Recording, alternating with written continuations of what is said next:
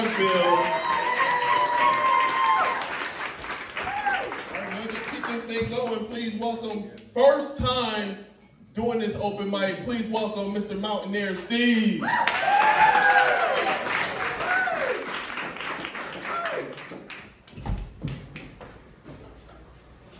So last month, I'm from West Virginia, moved to Roanoke. I start skateboarding with this guy out here, and he's like, I'm doing this open mic thing. There's no open mic comedy clubs in West Virginia where I'm from, way up in the mountains. So I come in and I'm like, my whole life has been leading to this, because it's been one big comedy my whole life. And I seen L.A. Preston, I was like, dude, I've been dreaming about L.A. Preston for the last month, anticipating this. Not in a weird way, but, you know, we'll talk later. But I feel like second time listener, first time caller, first time, you know, on the radio when you call and you're like, second time listener, first time caller, because I've never done this, so I'm a little nervous. But I'm from West Virginia. Anybody here from not Virginia or West Virginia? Yeah. Well, you know, Western Virginia is not a state. West Virginia is a state. And I came here to do healthcare at Carillion, and the 61-year-old that grew up here did not know that West Virginia broke off from Virginia and was a state. I'm like, really, that sounds about right, you know. I'm from right where the Hatfield-McCoy feud was. The Mate 1 massacre, all the coal mine fighting, the Battle of Blair Mountain, all of that started right near my hometown. And it's given me a deep well to draw from for comedy, laughs, because, you know, it's just been crazy, because all my stories, when I tell them, people are just cracking up because they can't even imagine some of the things that goes on in West Virginia. It's like a whole different country, especially south of the Mason-Dixon line. We don't claim the Yankee version, but so in West Virginia, when I first started trying to put this together, he told me I had 5 minutes. I was like, my whole life, how can I bring this together in 5 minutes? So I'm going to try to pick up the pace here. But we moved into a trailer on a creek bank, and there was a lot of muskrats. Anybody seen a muskrat?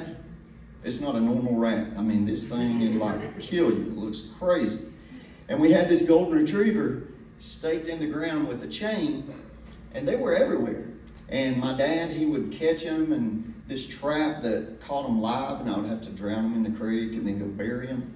There was so many that my golden retriever, we would come out every morning, and instead of a crop circle, there would be a muskrat circle. Dead muskrats as far as she could reach. As soon as they got in her range, she would kill them. And my dad would have me burying those every morning. Go bury the muskrats. So after a while, man, they got tired. So I just started slinging them in the creek, slinging them everywhere.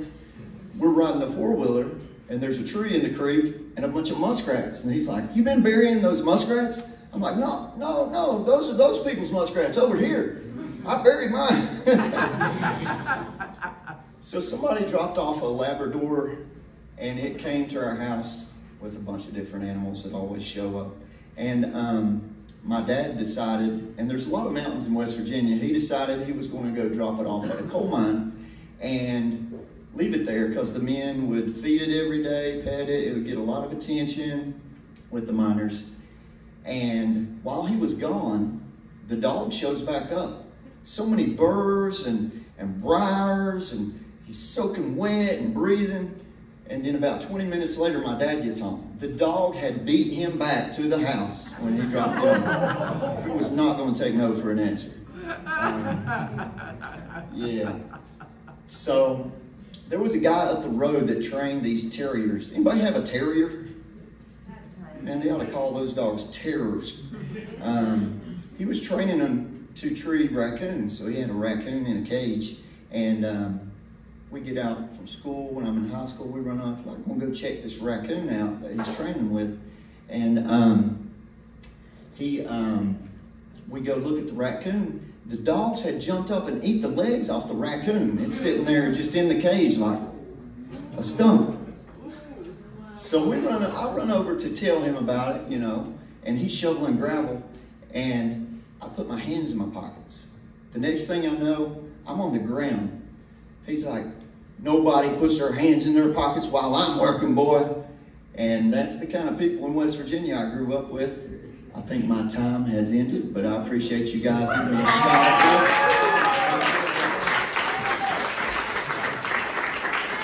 Give it out one more time for Volunteer Steve. First time performer. Very good, very good.